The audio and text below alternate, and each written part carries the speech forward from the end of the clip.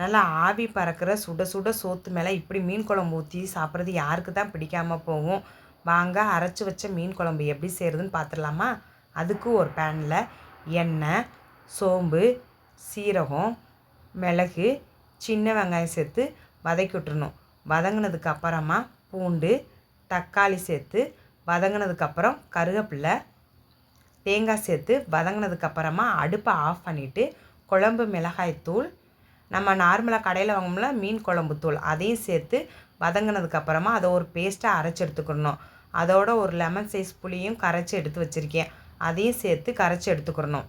இப்போ குழம்பு தாளிக்கிறதுக்கு ஒரு பேனில் எண்ணெய், கடுகு, வெந்தயம் சேர்த்து அந்த நம்ம கரைச்சி வச்ச பேஸ்ட்டையும் சேர்த்து ஊற்றி பச்சை வாசனை அது போனதுக்கப்புறம் மீனையும் போட்டு இறக்கி குழம்பு வற்றினதுக்கப்புறமா கருவேப்பிலை, கொத்தமல்லி தழை சேர்த்து இறக்குனா அரைச்சி வச்ச மீன் குழம்பு தயார்.